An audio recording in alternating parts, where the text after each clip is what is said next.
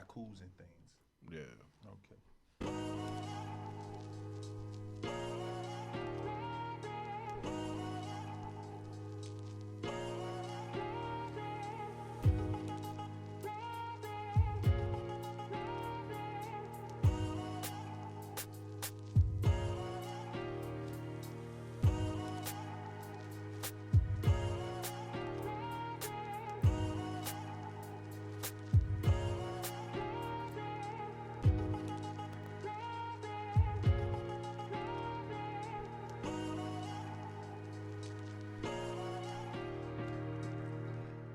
Good day, everybody. It's TJ Jones, Conrad, and Jelani, and this is Inside Men. Today, we got a special episode for you with a special guest. Now, our special guest right here is Lawrence Raysor. And Lawrence Raysor is a published author of his book, L.A. Boys Presents Haikus and Things. Yes, sir. Yes. So we welcome on you on Inside Men. How you doing? Oh, I'm great, man. I'm happy to be here. I'm blessed to be here, man. It's nice to be amongst my brothers. Yes. We're happy to have you. Thank you. Now, what inspired you to write this book? I've actually always been a writer. So if you don't mind me, I'll correct you. I think a better question is, how did you get to publishing this book? Right? Okay. Because it wasn't necessarily about one inspiration, because it's a collection of poetry, as well as in the final section, there's about 3 free writes that are like essays. Mm-hmm. So it was less about the inspiration, and it was actually more about the bravery and the courage. I've been a writer since I was about 6, and if you ask my mother, she could tell you since about 6, she told me I was going to be a published author. Nice. But I always looked at things as though we need to be selected, or we need to find somebody who's already established to publish us and to find us and to say, you're good enough for us to put our engine or put the battery, in your back or whatever. Mm-hmm. And so it took bravery and courage to actually say, I'm going to self-publish. Nice. And So you did this on your own? Yeah. Ooh. So Yeah. where can we buy the book? You can go on Amazon.com, right? And the best way to find it, all you have to do is type in hashtag LA Boys, right? And that's LA Boys with a Z. You type in hashtag LA Boys with a Z, it comes right up. Nice. And people have just been buying the actual hard copy or the soft copy, paperback copy, because they actually want to hold on to it. They feel like this is like the start of something, and I think they're exactly right. Nice. Are there more books to come? Oh, please. The interesting thing is, this is another reason why when you said the inspiration, I told you I've been writing a long time. I have a writing folder, right? So I went through and I said, I'm gonna publish a book. And so I started selecting the poetry, and the way I started selecting the poetry was I was going through alphabetical order in all of my files. This book is all the files. I went through and selected files from A through F. Okay. I haven't made it through the rest of the alphabet yet in the poetry. So I don't even know what other poetry I still have sitting there. I still have to go through it. Nice. And so there are going to be more books, Okay. for sure. Okay. But this is only a step in the right direction. I actually want to turn it into an actual publishing company as well. Nice. It's funny because me, myself, I write, and Jelani, he writes as well. He's That's a writer. awesome. And it's crazy because I started off writing a book. Oh, yeah. Yeah, I started off writing a book. But at that point, I was like, damn. Your headphones are crooked. Oh, it's crooked? Oh, my bad. So at my point, I was like, damn, my community don't read enough. Mm-hmm. My community don't read enough. My That's right. community is more visual than wanting to read. Right. So at that point, I was like, you know what? Let me transition to writing film and television. Right. So that's why I write film and television now. But as I gotten older, I'm actually looking to go back to writing a book myself. So it's interesting that you say that, right? 2 reasons. First of all, when I put this together, the reason I did hashtag haikus and things is because, like you said, people don't want to read right now, especially our people. They don't like to read. We have been inundated with distractions through entertainment, right? And so we like these quick doses of entertainment, right? And so you get a haiku, there's 3 lines, 5 syllables, 7 syllables, 5 syllables, you're out of here, right? And then what I do is I take the title and I send a message through the title. So now I'm sneaking in another message. And so I'm sneaking in large messages in small doses. You can't tell me this is too much for you to read when it's a total of 17 syllables. You Nice. feel me? Nice. Right? So that's the first thing. The second thing is I think you're absolutely going to get back into writing a book when I bring you into the initiative that I have, the idea that I have in terms of recreating that new Negro. Yes. Right? So I don't know if a lot of you know, in 1909, W.E.B. Du Bois published like an anthology or a collection of works from some of the more prominent African-American writers at the time. And they talked about the African-American culture and the struggle and just the hindrances to black advancement and how to do it. And I want to do a 2020 version, right? So I've been gathering writers and prominent people in our community and other people who are just doing things in our black culture and in our black community. But I've also been writing prompts. I want to DJ Khaled it. You know what I mean? I'm going to provide you with the prompt, and then you get to dance all over it. Nice. And then we put this together, and we put out the 2021 version of the New Negro, right? And I got to have you on that.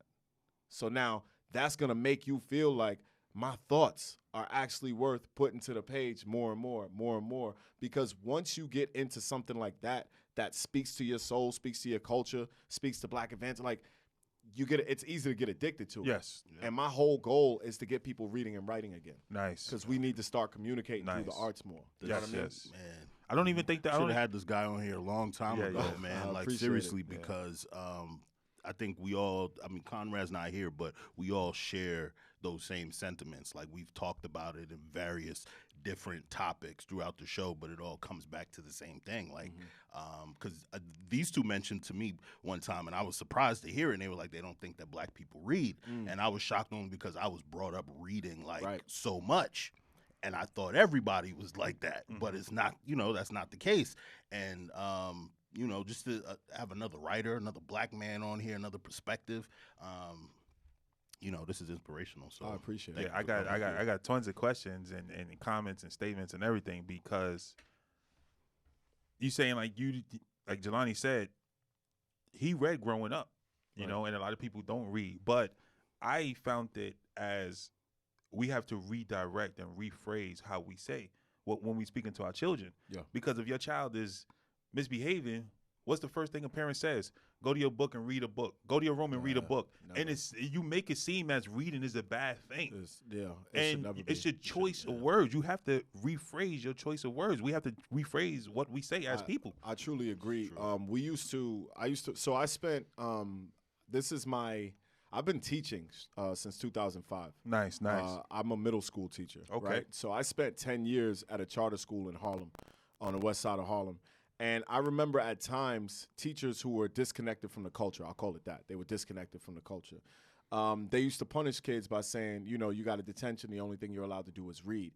That immediately turns a child off because like you said, you learn to equate these negative emotions and these negative consequences with the act of reading. Whereas in my house, something people don't know about me is I have a library in my house. Nice. I have a total of Same here. 5 bookshelves, and half of the library is my son's books. Sweet. So one of the things that I have an initiative in my own home, because for those of you who don't know, I have 3 sons. I have twins who are 11, Lyric and London, and then I have a baby boy who's 8, Liam.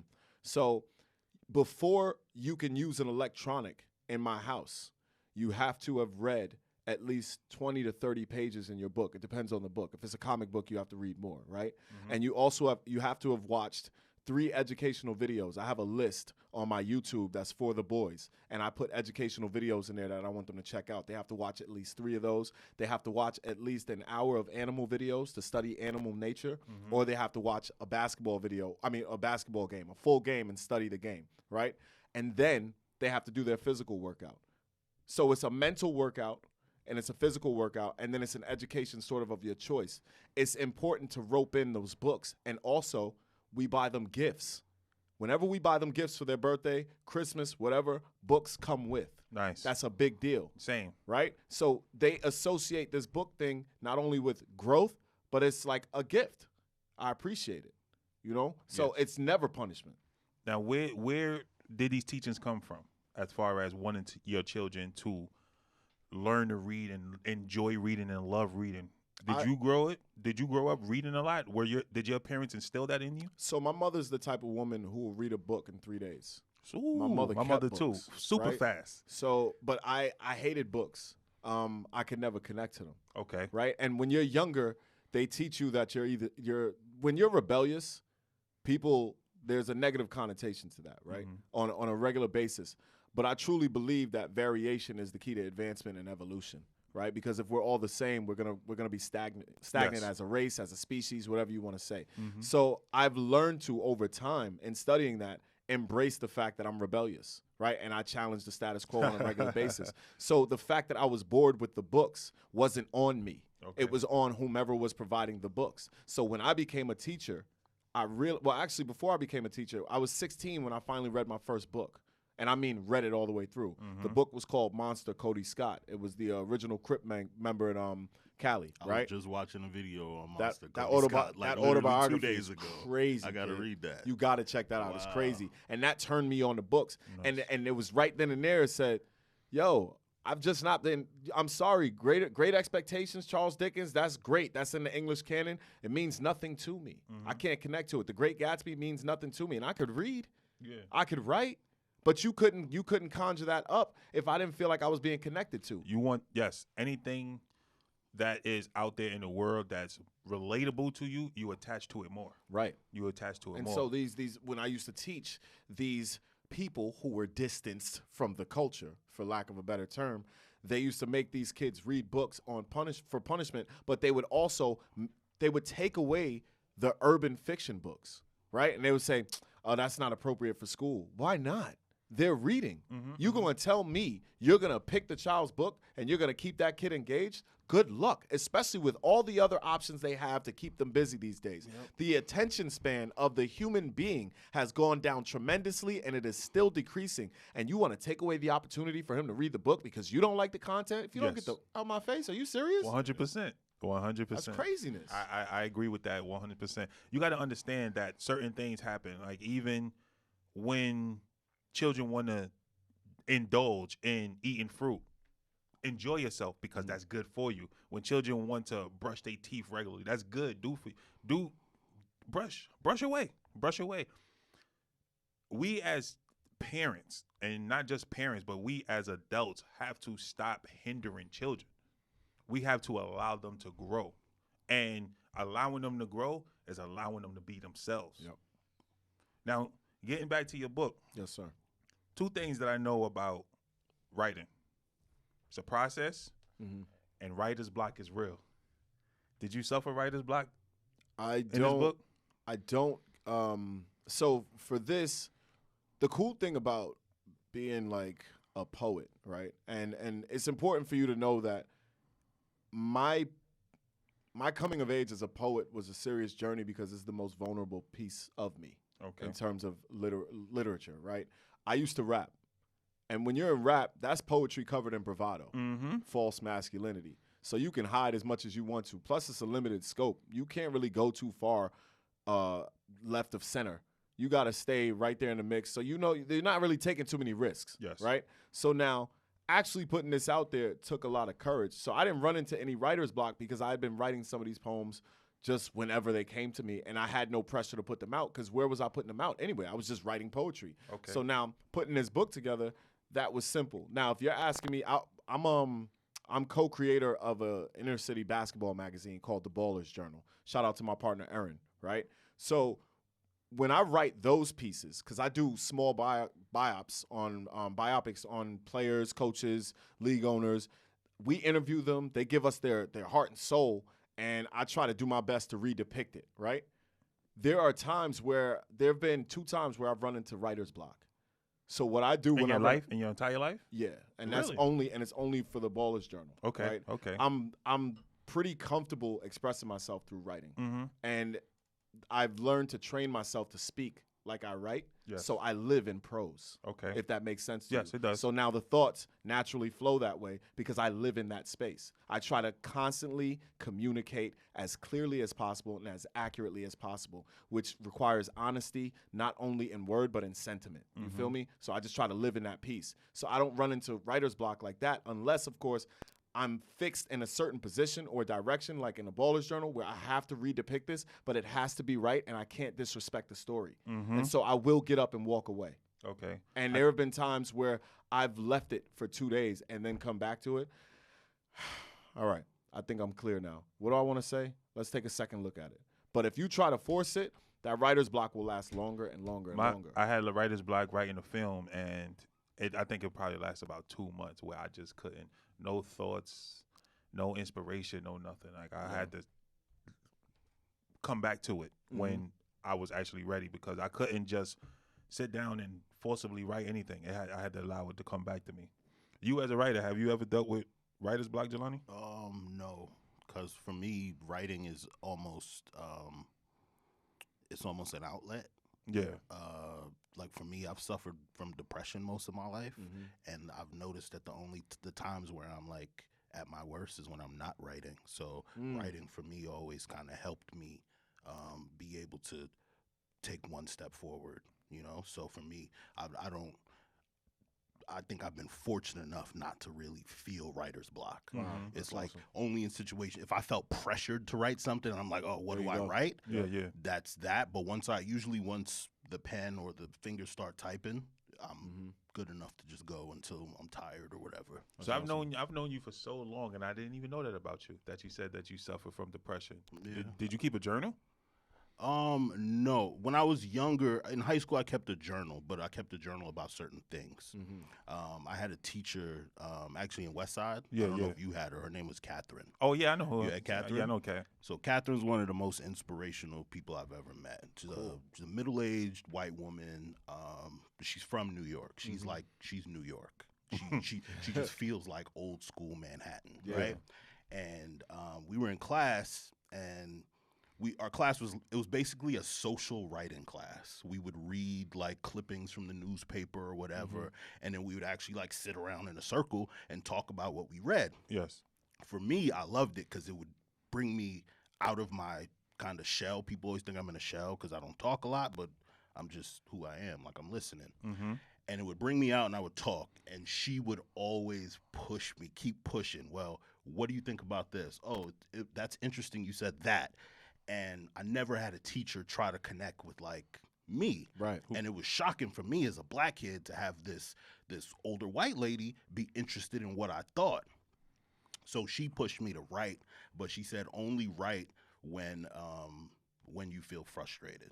So I would only write when I was like angry about something. Yeah. So that was really the only time I kept a journal. That was a long-winded way to say that, but I don't really keep a journal, but I try to. You said you have a bunch of files. Yeah. I have a file on my computer called brain farts. So anytime I come up with any kind of idea, I will at least write the idea down there.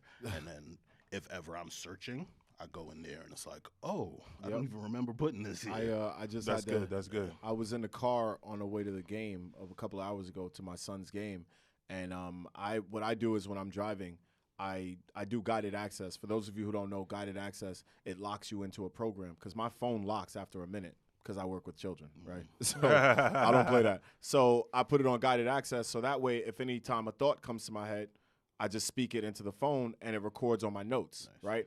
And so my son asked me, like, what are you doing? Who are you doing that for? I said, I don't want to miss this moment because there's often times where thoughts pop up in our heads and we're so busy or distracted, we lose a thought that we'll never find again. And God forbid, that could be a major thought for somebody. You know what I mean? So that's interesting. I actually have to use that myself. You said guided access? Yeah, guided access. Yes, I'm actually going to use that myself. The thought comes to my head and I write it down in my notes. Thankful for the cell phone now. And it's readily accessible where you can just write it down. Before I used to have to carry around a pen and paper. I remember those days. days. Yeah, just a pen and paper. And who uses that anymore? if something comes up, I was literally writing something down the other day and was like, damn, this feels so strange. Yeah, man. Yo, it's so crazy. And they don't teach it in schools. Well, My daughter doesn't learn. Well, I was just about to say that too. They don't teach script in school, which is a blessing in disguise for my children because I have terrible handwriting. Me too. Okay. I have terrible handwriting, and it has always been terrible. I remember getting beatings for it. I remember getting punished for it. My penmanship terrible is, handwriting. I always get compliments on my penmanship. That's good for you, bro. Yeah. Good for you. I get ridiculed. Like my daughter's like, what does that even say? Right. And here he is bragging about his neat handwriting. Right. You know what's so funny? When people see my penmanship, they ask me what you said. They say, "Oh, did you get popped for this? Like, did you go to a Catholic school or a charter school and get popped for this? Like, that is so neat." I'm like, "No, I didn't. This is just how I write." That's nice though. Yeah, this is just how I write. I type fast. Though. I type like 95 words a minute. Really, that fast? Which is actually really important when I hit my space. I know you guys know as writers, when you hit your stride, you don't want anything to interrupt because it's literally flowing from thought to page, right? That's so amazing. typing fast helps. If I had to type slowly, I would lose so much of it. You know? So shout out to Miss Chisholm, man. She taught us how to type, man. She taught you how to type too? Nah. What year did y'all learn how to type? I learned how to type in high school. 7th grade. I was in Catholic school, and we had a computer lab. Nice. And they like was it once or twice a week we would go there, and one of those days were dedicated to like Mavis Beacon. So it was just I remember that. You have to do this, and then at like they learned that people were messing around. And so they started testing us on it. And it was like, oh, you need to be at 55 words per minute by such and such. And so that's how that worked. But those days. It was important for me, man. Like being an adult now. I'm 34 years old. Being an adult now, and I look back and I'm like, damn, man. I had some opportunities that I could have gained from, but yet I wanted to be a young adolescent and play around. Listen. I remember in high school. I take it back to junior high school, where they taught us, hey, we're gonna teach you Spanish. I'm playing around. I'm being a class clown and playing around. I didn't take it seriously. Even when I went to high school, they tried to teach us Spanish. I didn't take that seriously now, but as a grown man, I wish I learned Spanish. You need that. I wish I learned Spanish. Especially in New York. You know what I mean? Because New York, that's huge. They're going neck and neck as far as English and Spanish is going neck and neck. In addition to that, I wanted to learn to play the piano, and we had Mr. Brown who was teaching us how to play the piano, and yet he's up front. He's an old black man, very skilled at the piano, but yet my friends and we in the back of the class rolling dice. See, but I think we weren't paying attention. I think that's twofold, right? Of course, that's your fault, but boys will be boys. Yeah. So you need educators in the room that can connect to the population, and I think that's sorely overlooked because we often get people in the room who can teach, but they don't know how to educate. And in order to educate, you actually have to build a relationship. 100%. You understand me? Other than that, you're just training beings in front of you, and I don't believe in that. You know what I mean? So if you're sitting in the back rolling dice, that's on you, yes, but boys will be boys. That's on the adult in the room, and that's on the administration if that's taking place. That's how I feel. Yeah. You feel me? Yes. Now, Conrad just stepped in the room. What's up, Con? What's going on, everybody? How's everything, man? What's up? Nice to meet you, brother. Definitely. We talking about our experiences in school, man. Did you ever experience writer's block yourself? Because I know you are on the acting side. Jelani and myself, we write, but you on the acting side. Yes. Nice. So have you ever experienced writer's block in anything that you've ever written? Yeah, all the time. And how is that? What do you mean, how's that? Like, how do you get out of it, and what caused you to get in it? Most of the times when I'm dealing with writer's block, I'm normally dealing with what I like to say paralysis by overanalysis. Doing too much thinking. You understand what I'm saying? And how I get away. Hold on. You know how I am, man. I can't let you continue to speak without educating our audience and letting them know. You got to repeat yourself, man. That shit was good. Excuse my language. I say most of the times when I'm dealing with writer's block, more often than not, I'm dealing with paralysis due to overanalysis. I'm doing too much thinking. You know what I mean? And how I typically get out of it, I gotta put it down. I gotta clear my mind.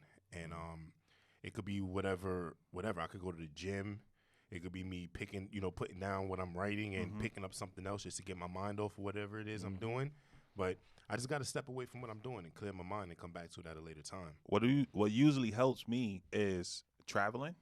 So if I'm in, I did most of my best writing on the train, New York City train station. I miss it. So you know that I miss it, bro. Now I'm in a car. It's hard. I can't write and drive. Busy. But I did most of my best writing while I was on the train. Yeah. And then I would say the train and my travels, and also listening to some instrumental jazz or just being by a body of water. Oh my God. Oh yeah. Those three things right there definitely get the ideas flowing. Pen to the paper, it's on. For sure. I do study music a lot on YouTube. And if I'm not doing study music, if there's like for when I'm writing articles for the Ballers Journal, typically I'll put on a song that matches the vibe of the subject. So if whoever the person is, if there's a song that matches that person's vibe and I want to stay in that sentiment that person had as they were speaking to me, I'll keep that song on repeat.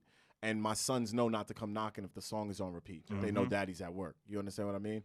And it's like in that you can get lost in it. And I think it's so important as a writer or as an author, as an actor, to find your space or your pocket where you can tap in. So I know as actors where you have to like zone out and be in the scene even though you're not on the set, right? And so in your practice, it's so important to create that space where nothing can penetrate or infiltrate that in a world full of distractions, 100%. right? Because we are, for all intents and purposes, if we're not a part of the elite class, we're a part of the consumer class. And the consumer class has been inundated with, you want to buy this, you want to buy that, you need this, you need that, you need that. And it's like, yo, bro, I need space so I can create and I can sell my product. You feel me? Yep. Definitely, man. You definitely preaching, man. Oh, man, I just be talking. Preaching, man. Don't mind me, man. I'm excited. I don't get a chance to talk to brothers like this too often. You know, I'm surrounded by children a lot. Okay. And then I'm also, you know, I'm just with my family a lot. And I don't have time to hang out as much as I'd like. Yeah. And if I do hang out, this is what I actually like to do. You know, I've grown up a lot. I did the club thing. I was a rapper. I played ball for a long time. Now I like to talk to other people who are trying to build and create, especially if they're trying to aid in black and brown advancement, right? So this right now, I'm in my element. I'm happy this is me hanging out. You feel me? I think the importance of going to school and getting an education is very vital. You know, I did 6 years of high school. 6 years of high school. I did 6. And it was tough. It was tough. You know, I did 5 years. And I did 5 years, and the security guard. And now the juniors now became seniors, and they like, yo, you still here? I'm like, yeah, man, I'm here, man. So I got that shame right there. So I go for my 6th year. Now the security guard is saying like, yo, you still here? Dang. Yeah, we need to put you on the payroll or something. You still here? That's embarrassing. So, was it? Of course. So I went. So I'm like, nah. I played it off. I'm like, nah. I just here to get my transcript for college. I went upstairs out the back door, and I went to Westside High School. And there, I was around, because it was alternative school. I was around a group of my peers. So I was roughly like 19 at the time. And guys were 19, guys were 20, guys were 21. So I felt comfortable. Pregnant girls. Yeah, so I felt comfortable in that environment. Had I still been in my original high school, who knows what would have happened. But overall, I graduated high school, and I went to another school because I wanted it, because I wanted to succeed. So talking about the school system, how do you think the school system fared you growing up? Everybody in here. To be honest with you, because I go ahead. No. I want you guys no, to answer. Me personally, I didn't grow up with my father. You know, so I looked to my teachers and other people in my neighborhood, and I emulated them. I had one teacher, Mr. Lee from junior high school. I don't know if this man is alive or not, but this man was very important. You know, he was like, this is how you're supposed to behave as a young man. You know, we're in 7th grade, and he's calling you, hey, Mr. Jones. Hey, Mr. Cardi, Mr. Markland, you know, Mr. Raysor. Respect. So we learned that at a young age. And then when I was messing up because of my personal life and the transition I was going through from 7th to 8th grade, this man was like, I've never seen anybody make the drastic change in a negative way as much as you did. Wow. I'm going to make sure that you're on track. I'm going to make sure you're on point. And he was there for me, and I kept that relationship for a few years, and then not anymore. But also, my mentor right now, this man is alive. If I could pick anybody to be my father, I would pick this man to be my father. Wow, that's amazing. Like this man, I emulate him in everything that he does, man. Right. Like you said, you have to connect. That's right. These people, these gentlemen connected with me, and it attached me and made me want to learn more, to even go to school more, to see them. As far as me personally, I never, like, the reason why I did 6 years of high school, I never was a cutter because I never smoked, I never drank. So most people that did cut school were smoking and drinking. Or playing basketball. Yeah, but that's why I was cutting. But that's what I'm saying. I never cut school, but I would cut class. Yeah. You know, we go in Mr. Smith class and we'll ball out there for hours on end. But I always stayed in school. I enjoy school, but at the same time, I enjoy being a kid first. Gotcha. What about you, Jay? It varies. So when I was younger, I was living in Atlanta. The school system was a little bit different. I can't say better, but it was different. It was different because, number one, you're surrounded by kids who don't look like you, right? Really? Yeah. I was super minority. Was it the and not to cut you off? Was it the neighborhood or was it just Atlanta itself at that time? I think it was the area itself because I could have like if there was different areas you could go to where you're gonna be surrounded by a lot of black kids. Okay, but okay. We lived in kind of the suburbs area. Like we moved from New York down there, so it was kind of suburbish, and it was different there, culture shock kind of thing. And I had one teacher kind of similar to yours. His name was Mr. Wilson. Still talk to him to this day. Nice, we reconnected nice. on Facebook. And he would pull me outside. Our school was so overcrowded. We had trailers, so our class was in a trailer. It could be dead of winter. If I'm do anything in the class, Mr. Markland, step outside. Wow. And I will remember verbatim. What color are you? Black. You know how hard it is to be a black man in this country. That's a fact. You think you could cut up in there with those white kids doing what they do and make it? Just any time I did that, right? And then he would pull out the cell phone. He'd call my mother too, like in the middle of class. I'm sitting there like, here we go. Like, why you don't do this to anybody else? Like, leave me alone. Type. But as I got older, all that stuff would, I would remember it and it would still resonate. And then when I came back to New York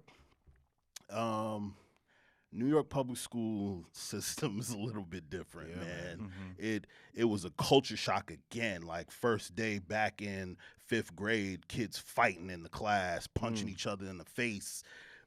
Then again in the cafeteria, same 2 kids fighting, and then fights breaking out. I'm like, yo, this is crazy. Like the only time I remember fighting in Atlanta, a kid called me the N-word, and I thought that I had to fight now. But so it was different. But I would say high school, I think the system fails here in New York City. It can fail some high school kids, man. Because high school is when I started, like, taking that leeway, taking that, I'm giving an inch and I'm taking a mile, like cutting. Like he said, he wasn't a cutter. I was a cutter. I'm missing weeks of school at a time. Like they probably think my mother is a horrible parent, and meanwhile I got the key to the mailbox, so I'm getting the cut card. The cut card. I remember that. I remember when the super handed me the new key. They changed the mailbox. I was like, oh, I might not ever go back to school. Wow. Thinking I'm out here doing something. I'm fucking my life up. Yeah. But I wish there was a way they could have like made me go to school. But isn't that something how you can look back and say, I wish you would have disciplined me more. I wish you would have been tougher on me. And it's like even now, I looked at my son. My son is on crutches and he doesn't want to use the crutches. But I'm like, you're gonna ruin your career because the doctor said he needs to stay off it so it can heal, right? And I said, I could easily give in to your attitude right now and your disappointment because you look so down. But I no longer think that being a good parent is about keeping a smile on your face. 100%. And I also understand that you are going to get down the line and realize you can't play ball because there was a stupid injury you didn't recover from, and you're going to be absolutely pissed that your father didn't tell you because your father knew better at the time. And I don't think we could ever see that as young men. It's true. So I find that amazing, you know what I mean, for you to be able to say that. Yeah. And I think it's important for us to be able to say that because we have to teach the younger generation to think about your future self, right? And I'm always saying, yo, what is you from 5 minutes from now going to say?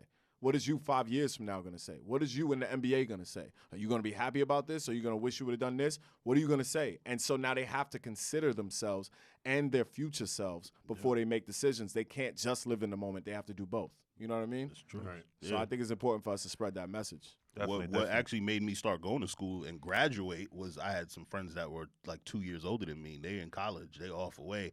So when they're back, I'm hearing all these stories, and I'm looking at myself like, shit, I'm never going to get to that. Right. Like, I'm bugging out right now. Like, I got to get this together. So I had a different experience while I went to school, but you can speak on it. For me, when it came to the school system, when I was in it, I felt like it was beneficial for me. But it was a shocker when I left. And I realized that school didn't prepare me for the real life. And that's the problem with schools today. They try to lab rat our kids. Our kids, they try to lab rat our kids and they're not preparing them for the real world. I wish this was T. Keep going.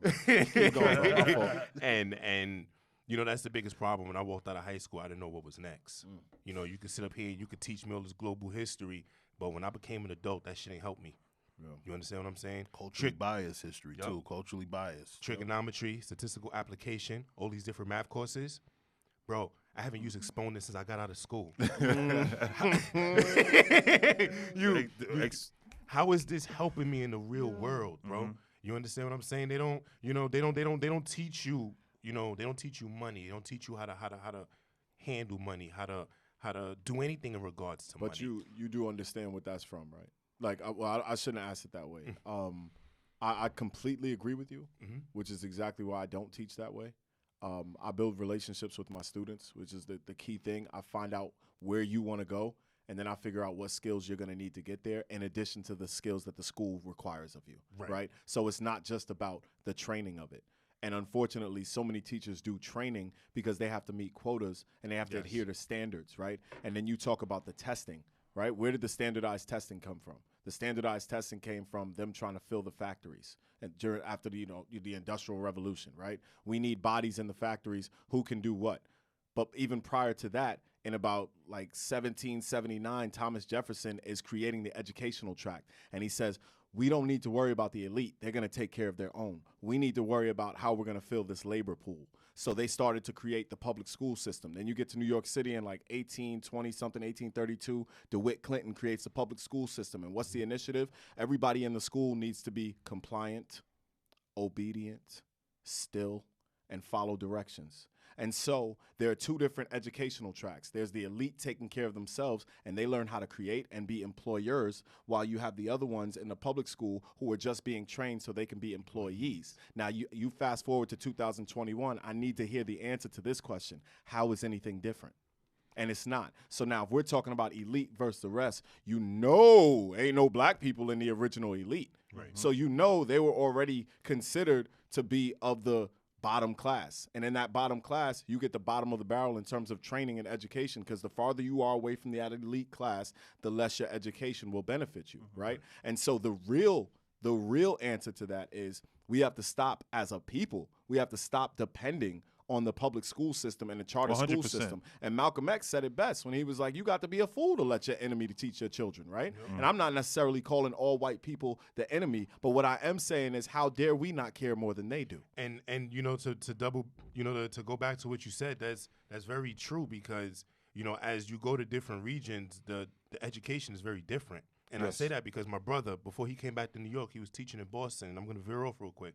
He was teaching in Boston, and when he was teaching slavery, inside the books in Boston, slaves were considered or were referred to as indentured slaves, and indentured servants. I'm sorry. Indentured servants went home at night. That's false information.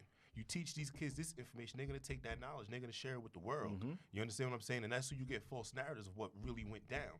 You know what I'm saying? And it's, what I'm saying? You're right in that regard, as far as, the people who's sharing the knowledge, you're getting it differently. You're getting, what word am I looking for? You're getting a different version of it. A skewed version. Yes. And the truth of the matter is, you have to be very careful who you put in the classroom with your children, because I've spent my entire life in school, right? Because immediately after undergrad, I was teaching 2 months later. I've spent my entire life in school. I've been to school. I went to La Hermosa for kindergarten, straight Spanish, rice and beans for lunch, right? I went to PS 40 on 19th Street and First Avenue, kind of affluent, downtown Manhattan, white kids. I was one of like 5 black kids in the entire school from 1st grade to 6th grade. 104 was my middle school on 20th Street. It got hood. It was Spanish, black, white, Asian, and there was gangs. It was crazy, right? Then I went to A. Philip Randolph in Harlem. A. Philip Randolph was supposed to be a specialized school at first. Yes, and then it slowly faded into a regular school, and it got bad and worse and worse. And I was cutting like crazy. So my mother, I was playing on the Academic All-Stars, which is a traveling team at the time. And the job of the team was to showcase the players on that team to the boarding schools up and down the East Coast, to hopefully they would offer each player his own scholarship at different schools. Well, I'm on this team, and these kids are absolutely amazing. We got a guy on the team, Ron Robertson, who was averaging like 7-8 dunks a game, and I'm averaging 0.001 minutes a game, right? Like, I can't even get off the bench, so I'm wondering what I'm doing on this team. The head of the boys club was also the head of our coach. Shout out to Brad Zervas. He's one of my big guys, right? And he says, Susan, this is my mother, I want to send your son to California for high school. Her response was, his bags are packed. Because she kept saying, there is no way you're as brilliant as you are and you're bringing me a 64 average in high school, something's got to give. So I start going to boarding schools in the summer to boost my GPA. I'm getting straight A's at Loomis Chafee in a boarding school. And then I go to California, one of the top 10 schools in the country, the Kate School in California, and I'm getting A's and B's. It was clear. It was clear I was not being taught or served the proper way in public school because no one was trying to connect with me. Now, I was very rebellious. I was also a class clown, but I'm extremely creative and I'm extremely observant. So I could see that the teachers were being disingenuous. Y'all not really, you don't really care. Y'all just got an initiative y'all trying to get across, and we in the way. Well, I'm going to be in the way. I'm going to make you a better teacher. Be a better teacher. Teach me. And they didn't. They failed at that, right? And I only learned that after I graduated college. You know why? Because I spent mad time from college until now. I've gained, I don't know how many degrees, because I learn anything and everything. I read on a regular basis, and I learn educational videos on a regular basis. I was not broken. The system was. Right. You understand me? So what the system showed me, how school served me, is it showed me that the privileged schools, the elite schools, they teach their children to be creative, and they keep them in very, very safe spaces so they feel safe taking academic risks, and they feel safe coming to school, and they have no distractions. They take care of all those distractions. And what it showed me about our population is we outsource education, and we don't take care of our own, and so we actually leave it in the hands of people who are just trying to get home at night and pay the bills. And then on top of that, we dumb down the curriculum to the point where we're pushing kids on to the next level that, to be quite frank, shouldn't. And then what do? You push them from 4th to 5th, from 5th to 6th, from 6th to 7th. They don't have the education. Now they get lost. They get lost. You know how easy it is to get lost in math. Yeah, it's so easy to say this person reads on a 3rd grade level. You know, you hear that so many times. All the time. Right. Because, like you said, they get pushed without actually knowing how to read, how to write, how get to material they don't connect with. Yeah. But then also too much is put onto the school. And I learned that I learned that when I became a parent. Yes, I was about to say that, yes. Most of these kids have 40 minutes per subject. That's not enough to teach any kid Not at anything. All. Not at all. School is just a portion of a child's learning. Exactly. Learning doesn't stop when school is over at 2:20 or 2:40. You know, you're still supposed to go home, and, you know, your parents are supposed to teach you as well. That's why you have homework, work that you do at home, et cetera, et cetera. But the tough part is some of our parents have been underserved by that very educational system you're talking about. So not only are they ill-equipped to raise better students, they also have a disconnect, and they feel some sort of adversity towards the school system itself. That's right? true. And so the other issue is the only options we have are that school system. So what I've been working on and what I'm planning on behind the scenes, I've collected a group of people that I'm working with to create a different educational option that's not necessarily within the school system. It could be something like a rec center where we teach. You feel me? And I think that's how you take back education. And it doesn't have to be instead of. It should be in addition to. And in said rec center, they should not just be learning math and science. They should be learning money management. 100%. They should be learning philosophy. They should be learning self-development. They should be learning mindfulness, things that will serve them and things that will cultivate their creativity, right? So that we can see more advancement. And then I also feel, and, you know, it'd be nice for you to, you know, also chime in on this. You know, schools teaching kids more skills because, you know, my experience when I got out of college, I had the degrees, but I didn't have no skills. I didn't have no skills to get a job. And, you know, I spent all this time in school. I put my 4 years in college. I got my degrees. I'm in all this debt. And now people want me to work for free. You got to work for free and, you know, be an intern and put in X amount of time before I can even think about giving you a job. Well, sir, I got a wife. I got a kid. I got my own apartment. I don't have time to work for free. So then people don't follow through with their careers because now they got to work for free. Yeah. And they're not in a position to work for free. Right. So now I got to put this down that I spent 4 years doing. Now I'm racked up 50, 60K in debt. And now I'm working a regular job because you want me to do things that I just can't do right now. If you ask me, I would say to restructure school. And what I mean by that is eliminate high school completely. And that's where you put in college, where this is what you want to do. All right, we're going to teach you this particular subject. Because just like you said about particular math, trigonometry and all that other stuff, you've never done that in your entire life. No. College is very important. Everybody knows that school is very important. We need an education to maintain and to live and to grow as individuals and as people in this world. A lot of people want to go to college but are unable to go to college because they cannot afford it. Right. So if you put college in the placement of, you replace high school with college, I feel like that would solve a lot of problems where now the children are, hey, we gonna get you. You want to be a chef? All right, we're gonna go to culinary school. And you do this at you're also talking about vocational school. Yes, you do this at a much earlier age. 100%.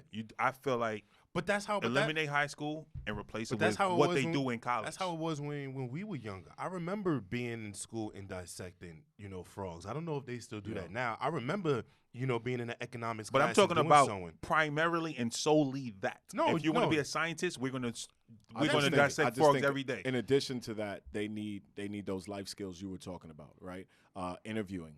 Can you interview well? Do you know how to manage your time? Do you know how to manage your money? Right? Do you know how to maintain an interpersonal relationship that is not only professional but it's efficient in terms of being a good teammate?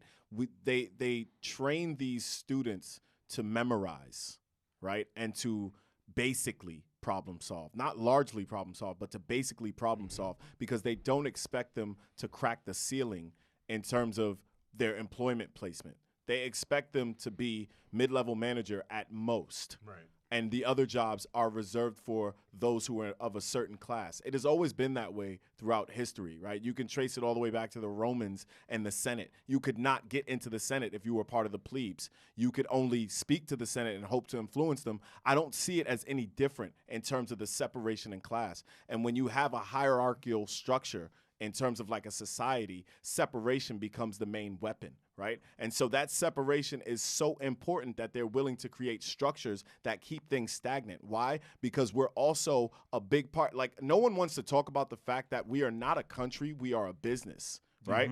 And the reason I say that is because when this whole country was actually founded, the goal was, how can we produce money? They were broke after the American Revolution. And even going into the American Revolution, one of the goals and the initiatives was, we're going to create this American Revolution and create a split between America and Britain. And in that, the lazy people in our colonies will now have no choice but to work, or we all will starve. So they were also trying to cure unemployment by making people produce and giving people an opportunity to produce so that they could pay back France for helping them out, and so that they could get Britain off their back, and they could pay the gaps created by the war. So the whole country's start was founded on, how can we create a system that continues to pump out profit. The problem with the system is, the system does not care about fairness. The system does not care about opportunity. The system needs things to keep flowing so it can keep producing the same thing. And I heard someone say this earlier, the system was not broken. The system is still not broken. The system is doing exactly what it was made to do in the first place. Black people were at the bottom of the hierarchy, and the country was built on their backs, right?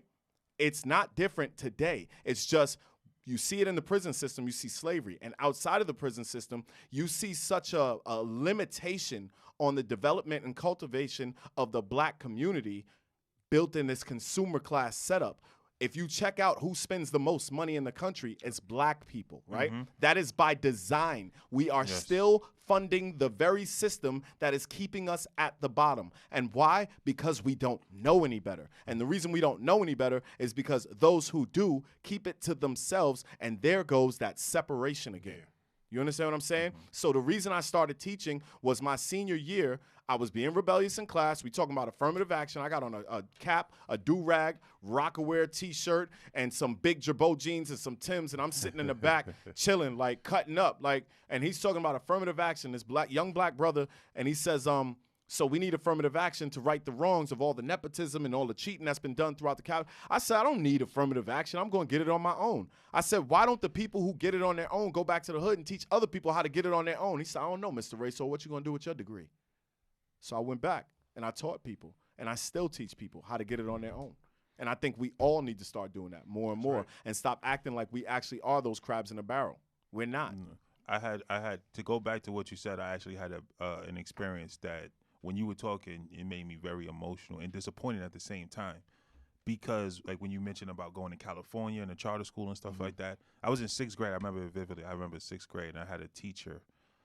Oh man, now I don't remember her name at this current moment, but it'll come back to me. But I actually got accepted to, anybody knows about Hershey Park in Pennsylvania. Yep. They actually have a specialized school called Hershey Border School or something.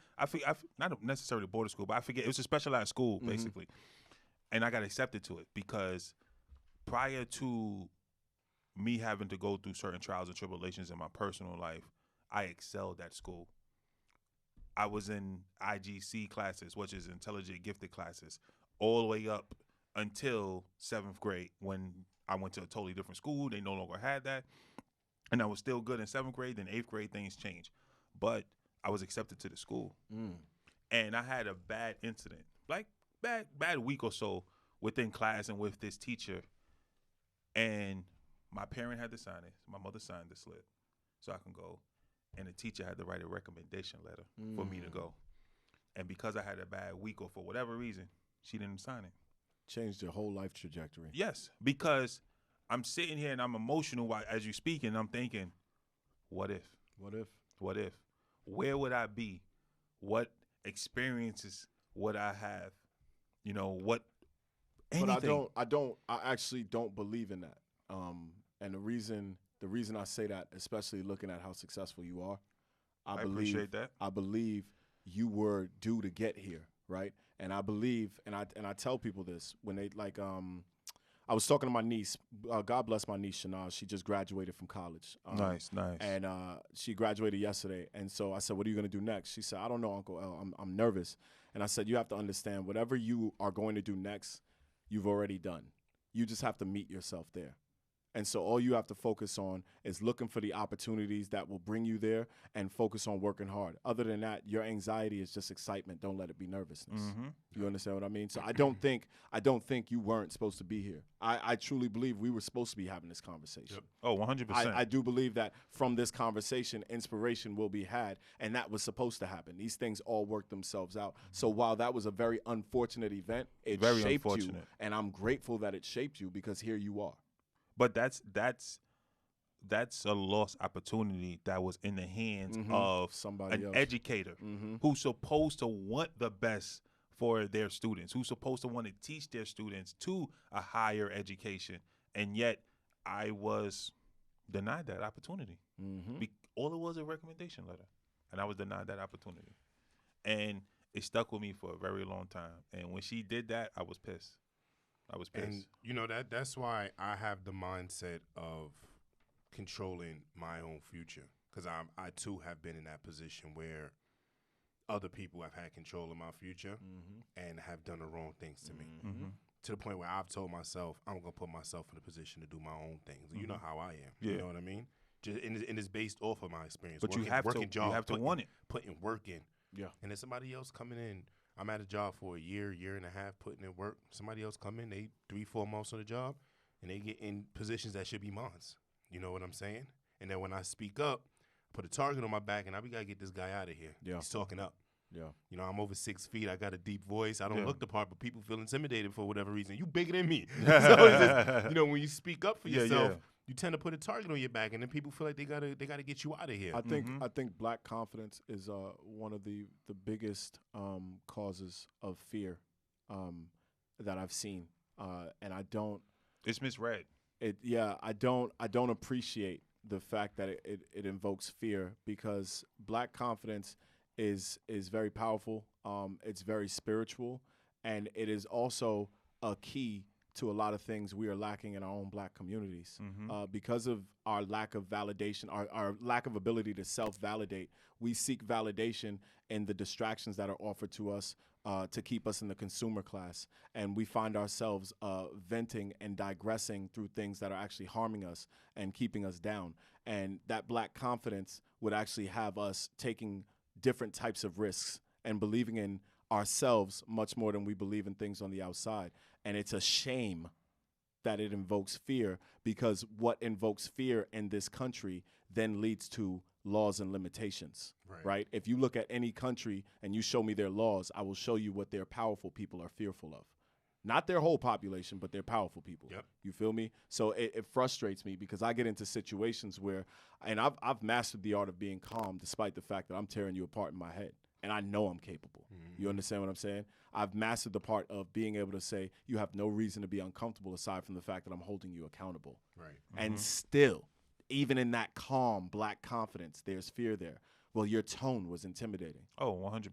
This is the calmest tone I've heard from myself Exactly. ever. Yep. You understand what I'm saying? But it's the fact that you're speaking up for yourself. Exactly. It's the problem. Exactly. That's the problem that they have. And it's funny. It's funny that you guys mention that, because one thing that I hear, and I talk about words that I disagree with, and another word that I disagree with is humble. I don't like that word, and I'll tell you why. And the reason why I tell you that I don't like that word is because you have somebody who's at a high achievement, at a high level in life. They want to celebrate. They want to do this. They want to talk about it. They want to voice. They want to let the world know, I am successful at this. And the first thing they tell you is to be humble, as far as bring it down. Why? Why should I bring my success and my happiness for myself down? No, I'm letting the world know. That's why I don't like that word. You've never once ran into somebody who was down on their luck, had a couple coins or something, and was happy, and you told them to be humble. Why? Because they're at that position, but yet somebody that's at a high position, at elite position, and they want to enjoy their success, and you tell them to be humble. People tell you to be humble. I don't like that. I feel like that's part insecurity, because you're somewhere where they're not, and they don't appreciate the fact that you've reached the level that they haven't. My thing is, when people say to be humble, no, and I'm gonna tell you why I'm not, because all you see is where I'm at. You see the ascension. You see, bam, he's there, he's arrived, but you don't see the countless nights where I wasn't sleeping, the doubt, me wanting to give up, the sacrifices I made, everybody hanging out, and I'm like, nah, I'm not doing that because I got to do this. You don't see that. You just see me here. The struggle. Yeah, you don't see the struggle. So I bust my ass. I went through the terrain to get here. Don't tell me to be humble. Yeah, I should be allowed to celebrate. Yes. And in a personal conversation, I told you. Yeah. That you need to enjoy the moment, You're man. right. You're right. And you yourself are a very successful man, and I you need to appreciate you. enjoy the moment. Yes, sir. And be happy See, with this. Yes, sir. humble Yes, sir. humble for me Yes, comes sir. down to the people who like to put other people down in the wake of their success. Then that's why I tell somebody, be humble. You don't need to put other people down because you're successful in what you're doing. You understand what I'm saying? Yep. But if you're just successful and you're sharing your blessings, I shouldn't feel discouraged from sharing my blessings because right. I'm somewhere you're not. Because that word is only used when somebody's at a high elite level. Yeah. I think I had to learn to do something a little different. It was a version of humble, I guess, I suppose. I had to stop wanting to throw it in the faces of those who tried to deter me and those who doubted me. For example, I had an English teacher my first year at the Kate school, and she tore. And I was a writer and a rapper at the time. So I was pretty confident in my rap and my ability to write, and she tore me a new one in one of my poetry pieces. And I was excited because, when the English class goes to the poetry section, you're like, oh, it's time to shine. Yeah. It's time to shine. And she tore me a new one, right? And the reason she tore me a new one was because my style of writing didn't fit what English said was right at the time, right? And so now, working my way through, I now write exactly how I want to write. After studying and learning and building his brain and building his soul, I write how I want to write. And I want to so badly throw it back in her face. But the thing I'm learning is when you have competition or you have enemies, your success is so much louder than anything you can say because they can't argue with it. 100%. They can't argue with it. You could tell them anything you want and they can argue with that. But they cannot argue with your success. So I have to walk around and just say to myself, I'm blessed. I've accomplished, I've achieved, and just keep it moving and not lend myself to that negative energy, because what happens when you target something is you become a part of it, because you have to shape yourself to hit that target, and you have to shape yourself, and that becomes the inspiration. Your target becomes the inspiration. So if it's an inspiration, that means it's clashing with your ideas and your motivation. That means it's a part of you, which is why I don't hate things, right? If you hate things, that hole in your heart that was left by the lost love, it remains. There's no closure with hate in your heart. Yes. You feel me? So I don't target things anymore. And I used to be very good at targeting things. I'm a Virgo and I had a little man's complex. Right. You feel me? But now I realized that was consuming me much more than anything. And a lot of people don't know I suffered from depression really badly, right? I wouldn't leave my dorm room in college for weeks on end. They had to come get me. I would stay inside that long, right? So that was because I was focused on all the anger I had towards my father and all the anger and disappointment I had towards my mother. You understand me? And because I couldn't express it, and I couldn't express it to them, and you know the old school families, they're not about talking about stuff like that. No. So I just repressed it. And as I repressed it, it ate me alive because that's not who I am. You feel me? Yeah. So I had to learn a lot about not only building myself up, but I had to learn a lot about being successful and accepting the fact that I'm successful and that's loud enough. Right. You know? But it's crazy how you say that you were in a depressed state of mind, and you also said it too, as far as you were in a depressed state of mind and just writing. It's crazy because my mother, I'm an 80s baby, so my mother, she was a drug addict. My father was a kingpin of drugs. So come from two different totally sides. I myself wrote poetry. I wrote slam poetry. I did all that stuff myself. And it's crazy because if you listen to any of my stuff in my past that I've written during that time, it was dark. Oh, yeah. It was dark. Oh, yeah. It was real dark. And it's so crazy because I recited a poem, my very first poem, a couple weeks ago to somebody, and it was like, damn, like a group of people. And it was like, damn, that's the first thing they said. Like, that was good. But it was so dark. Mm-hmm.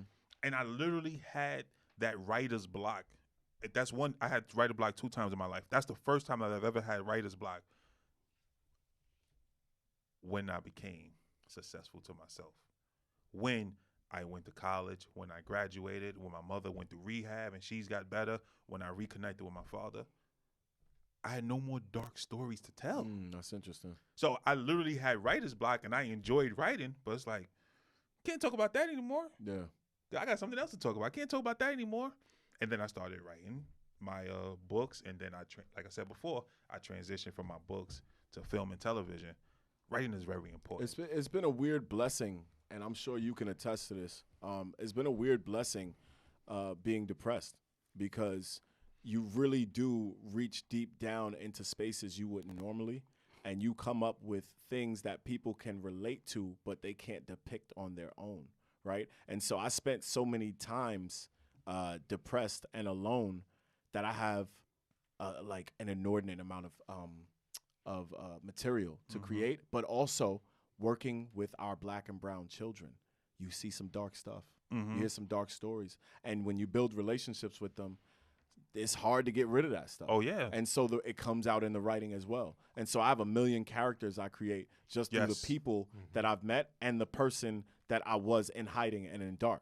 You know what I mean? And it's a shame. My mother hates when my poetry gets that dark, but she also understands why it's so vivid. But it makes you, in my situation too, and you guys can attest to that, it makes you relatable to a lot of people. Oh, yeah. Because you understand where they're coming from, where they possibly are heading, and you want to try to correct that or steer them in the right direction to the success that we have created today within ourselves. Word. But like you say, you know, in order to be able to steer them, you know, you got to be able to connect to them. Yes. You know, a lot of kids nowadays, a lot of people in the hood, they've become a product of their circumstances and not a product of their decisions. Right. They sit back and they blame where they're at based off what's going on around them, and they don't. You know, it's a mindset thing. You know, I sit back and I try to tell, you know, people sit back all the time and be like, oh, you know, I'm from the hood. This is all I know, and it's just no. This is all you want to know. I know 2 brothers came from the same household. One's bad, one's good. So you can't sit back and say that that the hood or how you grew up turned you this way. I don't believe in the product of your environment. I don't necessarily. I feel like people use that as a crutch Excuse? and an excuse.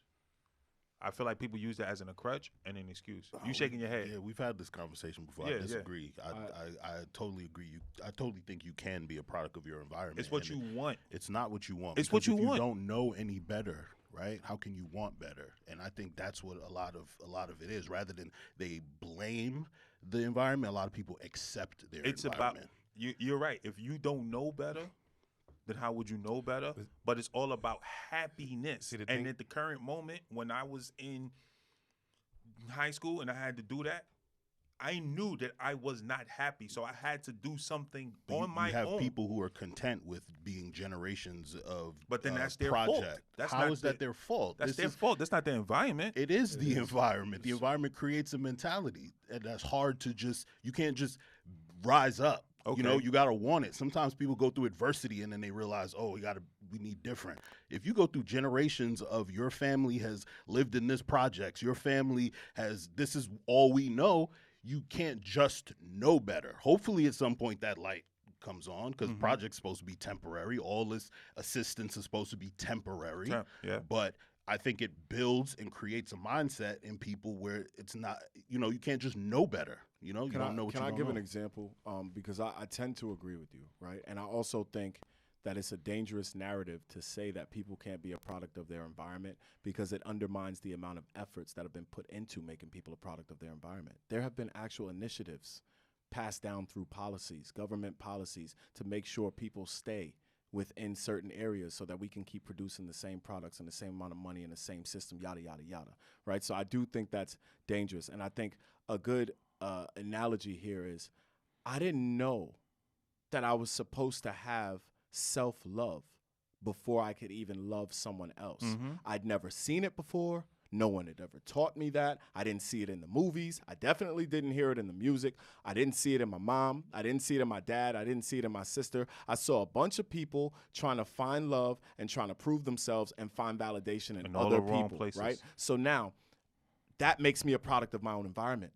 Right? And that's an analogy that's necessary for us to explore because that's a product of this entire country's worth of environment, right? So now when we talk about the product of a smaller environment, yes, we have the internet and we have access to the internet, which makes it a little harder to be a product of your environment. But we are up against, and I speak to the lower class, not just the black and brown people, right? Because a lot of people overlook the lower class white population in terms of being oppressed because, one, they've been the most racist throughout history, so it's hard to find them to be the victim when they've been the assailant. But again, I speak to this point because separation is the language in hierarchy, Right. and since they're closest to black people, they were always the police. They were always the ones who chased down the slaves, so they thought they had to do this to do their part in America, so it became their culture. I get it. I'm not excusing them. I get it. It's important that I understand so I can destroy. You understand what I mean? So I say that to say there have been initiatives to keep certain people within a certain part of the population on a certain level in the hierarchy. This is, I'm not making it up. I can prove it throughout history, throughout all of the policies that have been handed down. So when we say this, it's dangerous because it excuses that. And it excuses that to the people who claim blind patriotism and selective ignorance. Oh, I didn't know that was going on. You didn't know that was going on because people have been excusing it and other people are not admitting to it. So the only way we're going to address this problem is if we stop saying things like that, because that has been something that has been used by people of privilege who are privy to certain outlets, certain avenues that can get you out of the hood, but they would never come to the hood to teach you how to do it. And that's and I agree with you. And that's why, I had said don't be a product of your circumstances and to be a product of your decisions. You know what I'm saying? People sit back and, they blame everything, but they blame everybody and everything about what's going wrong with their lives but them. Blame is a way of discharging pain and discomfort. That's all it is. You know what I'm saying? So when I sit back and I say don't be a product of your circumstances, because, there's 2, 3, 4 generations of your family that's been in the projects, that doesn't mean that you have to be that fifth one. 100%. You can change that. That's It's right. a mindset thing. You got to want to do it. That's Now, when what you I accept said. that victim mindset of I'm black, I've been held down, I can't do this, I can't do that, then you're going to fall into that same cycle of living in the projects. And you're going to pass the same project apartment down to your kids. So And I have a question for you. the problem is the only way you're going to get people to think like that is if someone connects with them. 100%. Right? And I think a lot of times what happens is we make statements like you can't be a product of your own environment, and we just now figure it out, right? And you're talking at people. You're not talking to people when you do that, right? So it's like, but show me how. Oh, nah, you should know how. But I don't. So now what?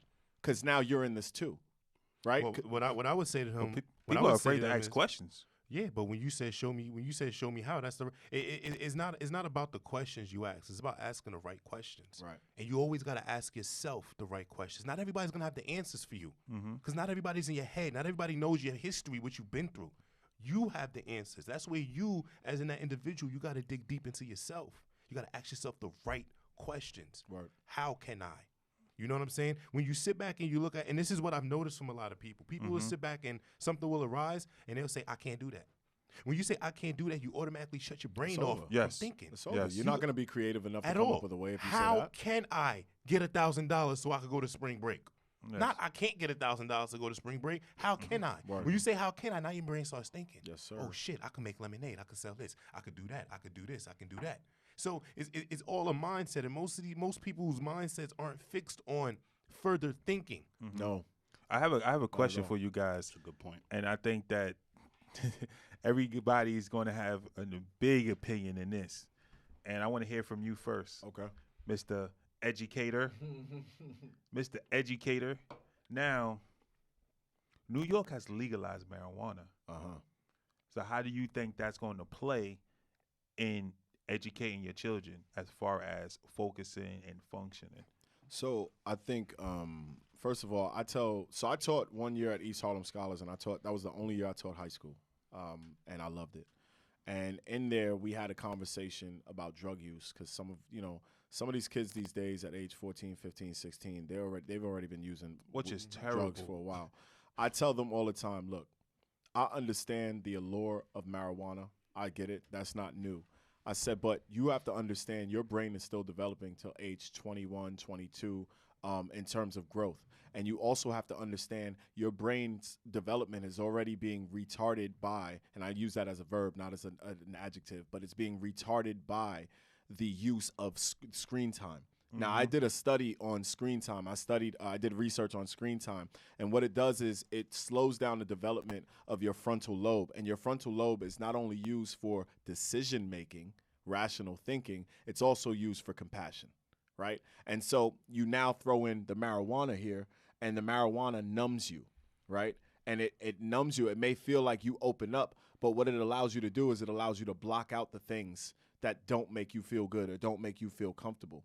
And so you are completely slowing down the process of your brain's development, and you're also giving it an addiction now. And when you give it this addiction, you are limiting your brain's trajectory, and it's way too early on. I tell them all the time, I'm not going to tell you to stay away from weed. I'm going to tell you to stay away from weed till you're 25.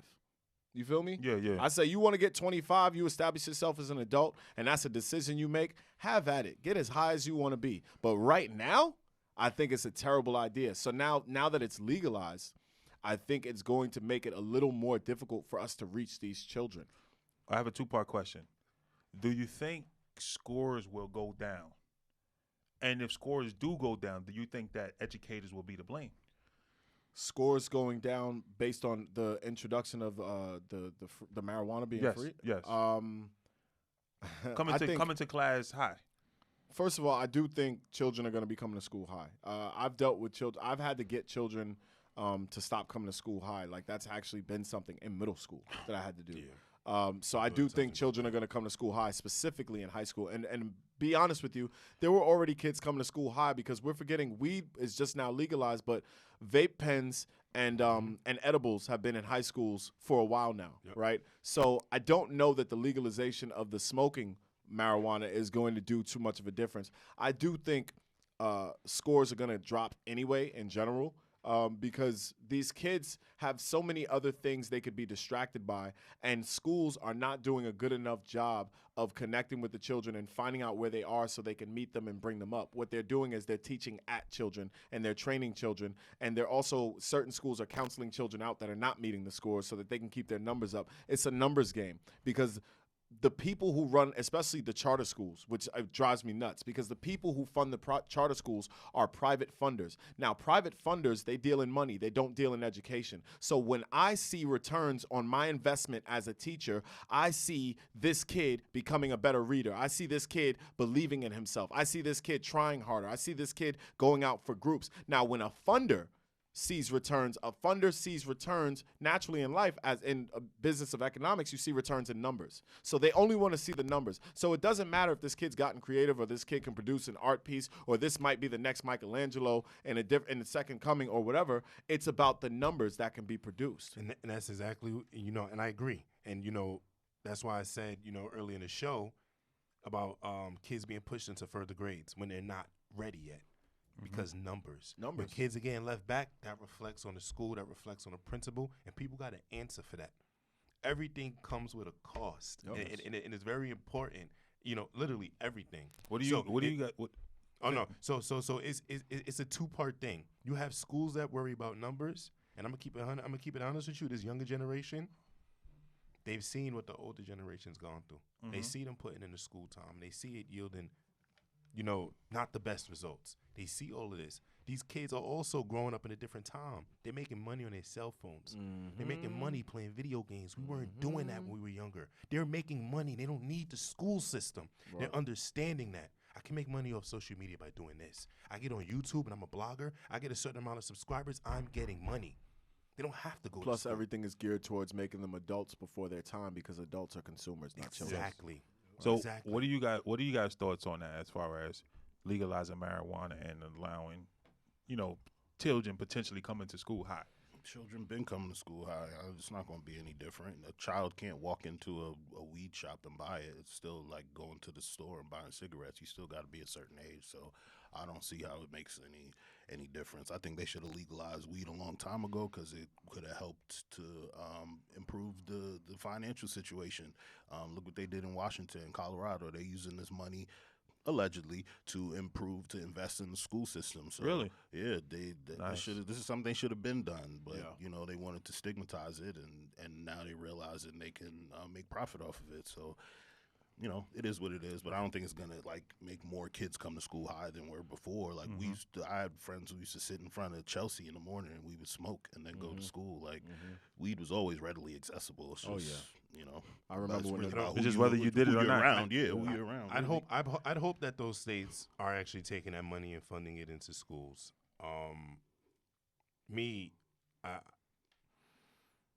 America doesn't have feelings; they have interest. You understand what I'm saying? Yes, sir. I don't think America cares about whether kids are showing up to school high. America cares about the numbers. Yes, it's all about money. We live in a capitalistic country. It's always going to come down to the dollar bill. Do you guys think college should be as expensive as it is? No, it should be free.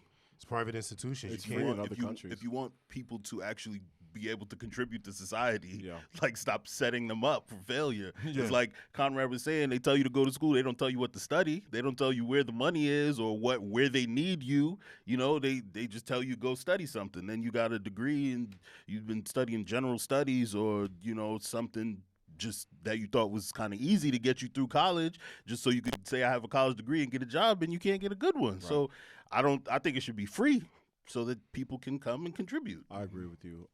I think college is ridiculously expensive. And I think it is another one of those things that when you put a monetary value on something, you're immediately speaking to the hierarchy once again, right? There are certain people that won't be able to reach this or achieve this, and there are other people that this targets and other people that can manipulate this. And it is always the case that the low man on the totem pole is the one without the money, generationally speaking as well, which to me bothers me, and I always bring it back to I study history a lot, right? And so I study history from a perspective of who had authority and who didn't. And I've always studied history that way. And there were those who had authority and kept it away from other people, and they used education to do it, right? And so when you look at the colleges and the tuitions that go with certain colleges and the Ivy League and all this other stuff and which populations frequent the Ivy League and these private colleges, it's like y'all really want to keep things the same. Y'all really just want things to be the same. And as much as people would love to say that this is America, land of opportunity, it is as long as you know your place. 100%. 100%. Do you believe in recommendations?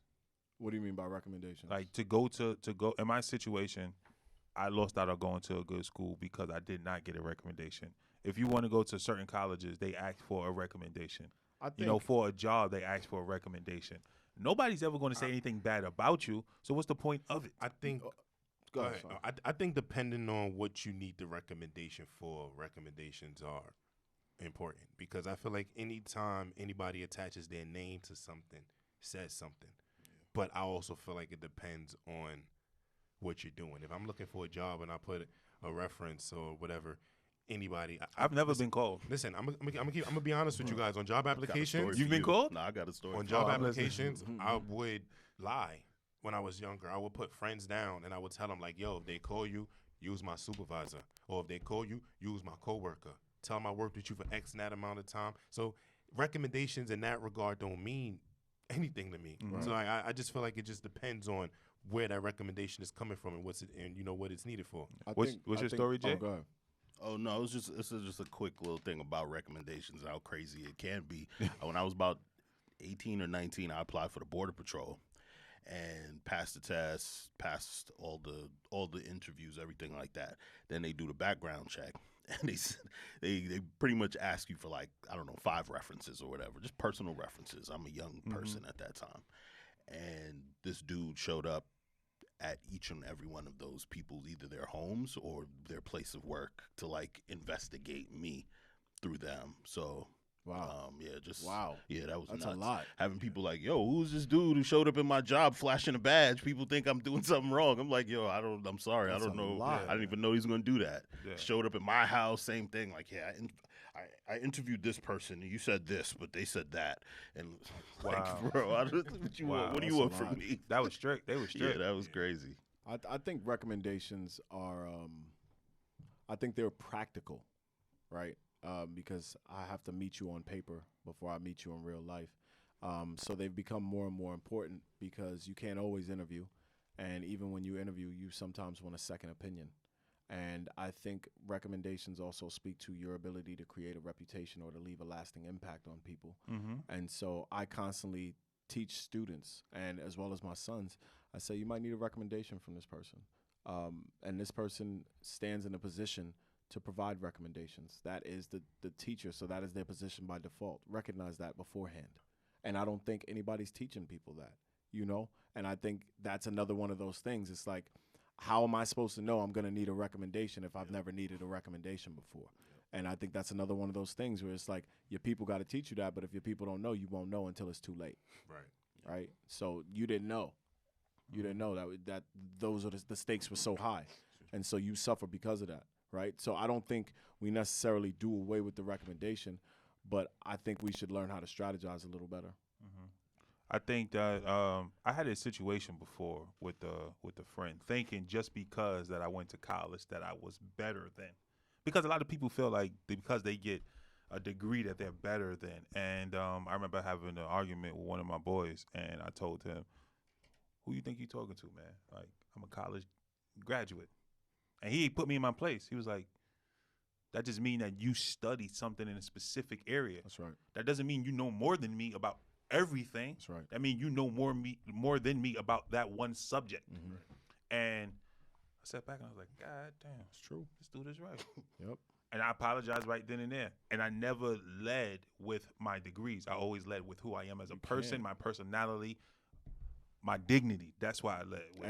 And your wealth of knowledge was dependent upon what the professor was capable of at that. Like the way I study, Oh, yes. the way I study all over the place. I study in depth. I can study something for 30 days straight, and I don't have to worry about a paper being signed or a grade or whatever. So I study so thoroughly that I know the professor's going to have a tough time with me, right? I wouldn't be able to do that in the professor's class. So I find sometimes we are limited by going to school. Now, do I tell people not to go to school? I tell people to go to school, especially if you don't know what you want to do. But I do encourage people to independently learn, like we spoke about before, and I also encourage people to build their own. And I have a saying that says, I do the validating around here, right? And I think it's so important for us to learn that about ourselves, is that when we go through these systems, they are systems that are used to produce the same product. So they're going to judge you and try to pigeonhole you in because they need things to stay in certain places. If you find yourself deviating from the plan and you find yourself trying to be a variation or an anomaly, I have no problem with that. Just show me you can handle business so they can stay off your back while you rebel.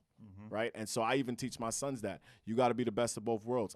My sons will tell you, I'm the best of both worlds. I'm super rebellious, but I'll get the job done too. Nice. You know? So Nice. you have to have that balance. Nice. Wow, man, this is a really good episode. No, I'm having fun, man. This is a I really good appreciate episode. This. You know, my You favorite know. part about this is we had a disagreement, right? And to have a disagreement amongst brothers or just amongst men in general or people in general or minds in general is so important because the yes men are just like the system. They want things to stay the same. Yes. I need people who are going to push my way of thinking, and I need to be around people who want their way of thinking being pushed as well, because we can't develop other than that. I tell you, I study a lot. Yes. I've studied, and this is where the nerd really comes in. I've studied research papers on animals and captivation, right? So, and captivity, excuse me. So they struggle to evolve because they don't learn the variance that comes with surviving in an environment that you can't control. When you're in an environment that can be controlled, you don't have to evolve, right? And so when you think about that and you think about systems, if the environment is not of the natural environment, which is ever changing, then the components of that environment are not going to change either. Right. And we forget that people are components of an environment, right? And so people are these things that are so different. If you wrote a book on people today, you'd have to write another one tomorrow because people change. Yes. People are so different, right? So how dare we put people in systems and expect them to stay the same? We are violating our own evolutionary process through the limitations placed on the children in our public school and charter school systems, as well as in some of these colleges that are just training and not educating. And it's worse because if you think about how evolution happens through solutions that come from problems that arise, right? You figure it out and you get stronger because of it. You figure out how to do it. You didn't know how before, but now you know how to do that and everything else you did. But when we got problems now, we turn to technology. Our technology is evolving. We're not.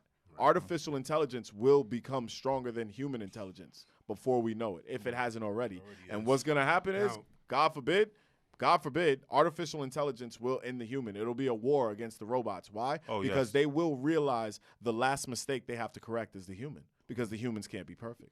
So we're messing with dangerous waters, not educating people, and then allowing our technology to baby people and make them feel so entitled that they don't have to problem solve. It's funny because on a previous episode I said it, that Steve Harvey said it, that YouTube is the modern day father. You know, we didn't have our fathers growing up to teach us how to use a hammer, to teach us what is a screwdriver, or to teach us how to do anything. Now we go to YouTube, and YouTube teaches us how to do it. And as parents, we need to be there for our children outside of the school system, outside of their friends, outside of their employment. We need to teach them to be better individuals and to steer them in the right direction. You know, I learned something from you today. What's that? That you are only as smart as your teacher is. That's right. So you have to go beyond that. I think you're as smart as you want to be. Because at the end, because for me, I've gotten my eureka moment through books, and that came on my own. You understand what I'm saying? I didn't have anybody above me, a mentor, to sit back and coach me. I wasn't in your life? now this. You know what I'm saying? I didn't have that. So, you know, for me, it came through wanting to grow internally through myself. You understand what I'm saying? And I've told you guys before. You know, I had a friend, and I still have him. He's still a very good friend of mine.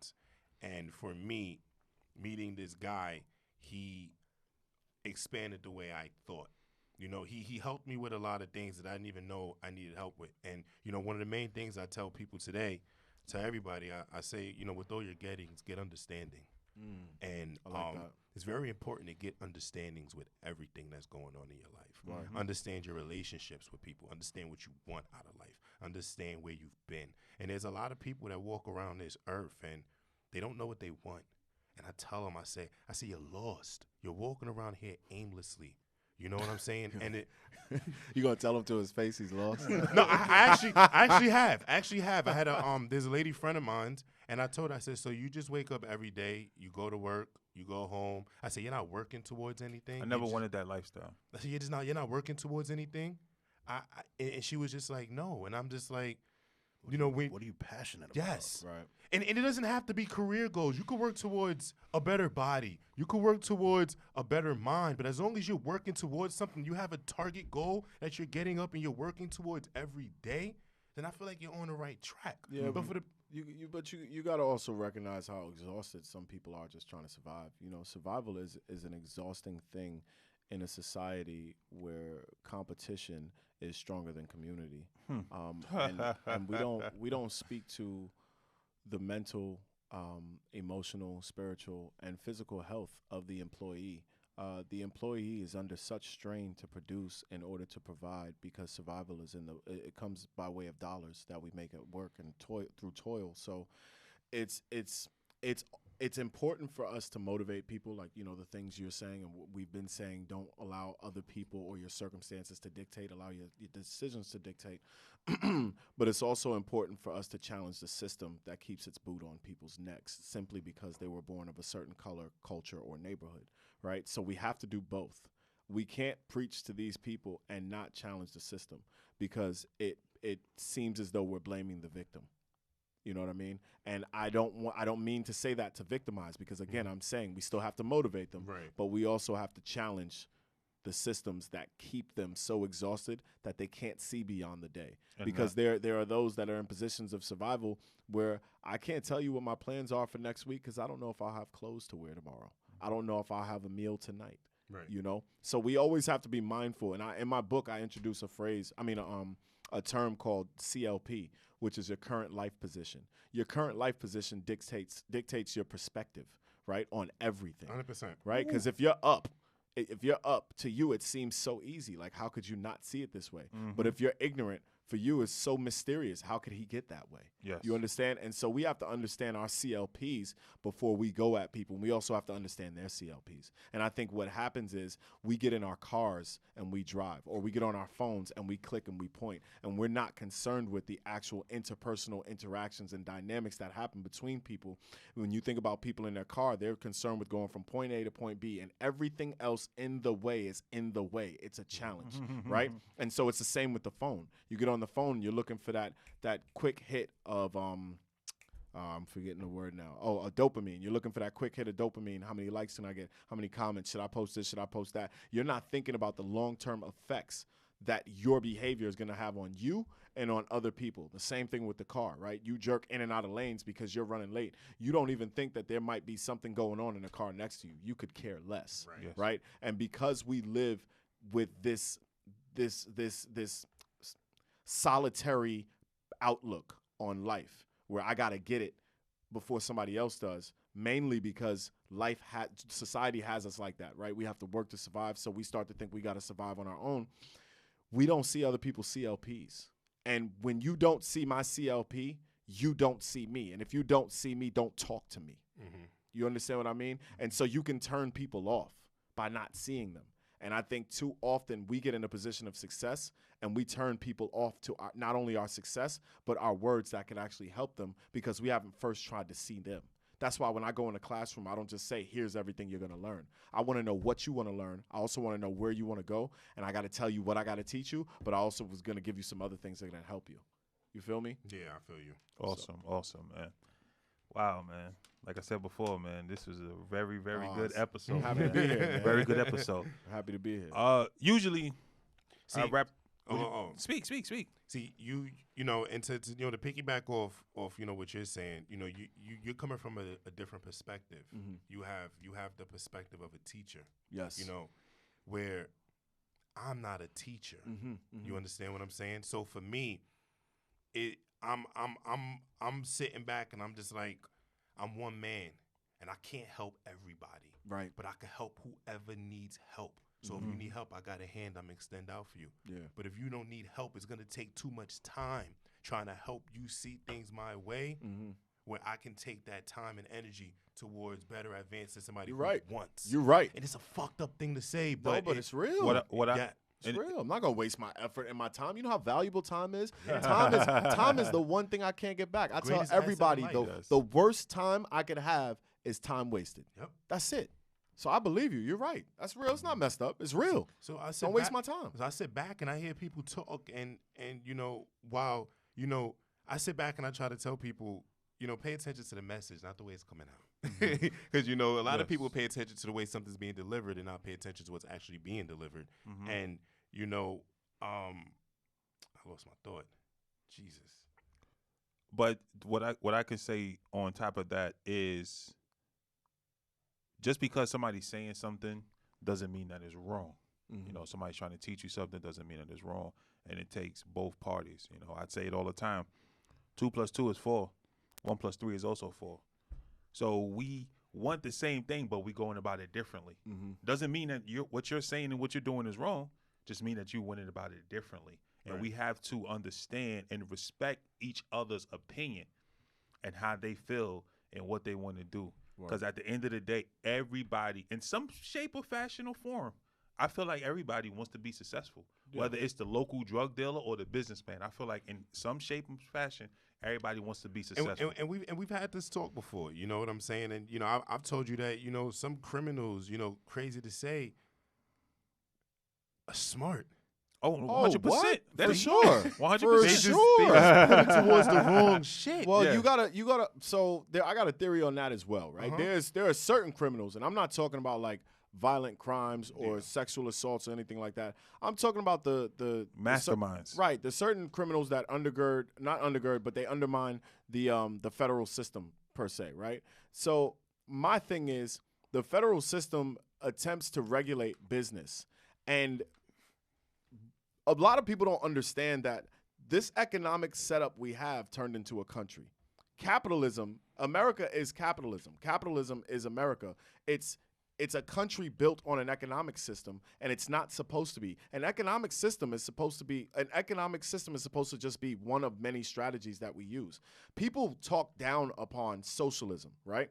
But socialism is supposed to work in tandem with capitalism, not in place of. So when people hear socialism, they panic because they know the entire system is dedicated and predicated upon capitalism. So when you speak about another system, they're like, oh my God, you're going to overturn everything. No, I want to add it in. Right. I want to add it in.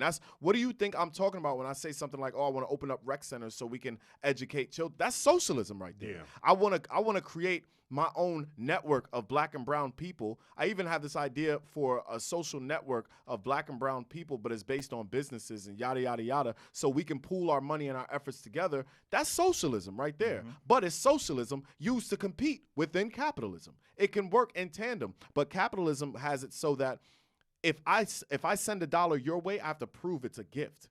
Every dollar that moves, we want to account for, and it has to be accounted for through a transaction. And we have to document these transactions so we can keep track of. It's all control. Yeah. It's just control, right? So we have to be very careful how we allow capitalism to dictate what we do in this society, because capitalism was one person or a group of people's ideas on how we could keep America producing. Right. But it's not the only possible way.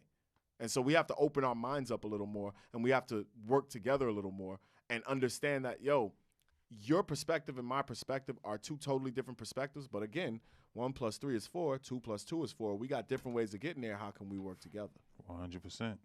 Right? This is a very, very informative, good discussion. Yes, sir. And I myself learned something, and I hope that my audience learned something as well. Hopefully. Yes. Whenever we have an Inside Men episode, I always leave with a quote.